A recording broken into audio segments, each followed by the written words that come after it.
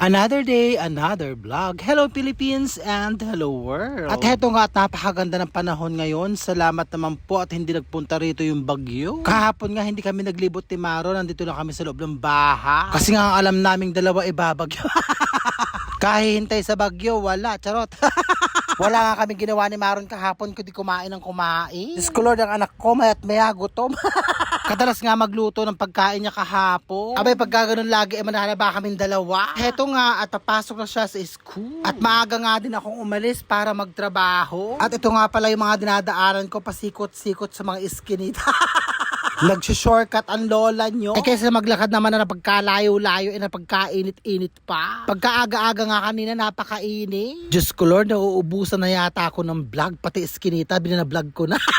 At heto nga, tapos na ang aking maghapong pagkatrabaho at pupunta naman ako dito sa palengke para bumili ng kung anik-anik. At meron nga na namang pinabibili sa akin ng anak ko, project yata nila. Malapit na nga ang exam nila sa Miyerkules at saka Huwebes. Nagpaalam na nga sa teacher niya na absent siya sa Biyernes. Sobrang excited ang anak ko, nakakaloka.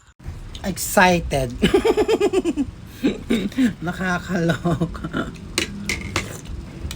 Nakala nyo masarap lagi ang ulam namin, hindi. Kasi ang ulam ko leftover kahapon at saka tinapa. Kala nyo masarap lagi ha? Hindi. Ang ulam niya. Ayan. Sisig ka kayo.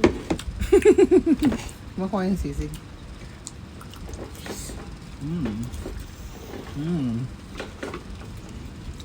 Uwi ako ng Lupaw kasi namimiss ko yung luto ni nanay na pansit bayan.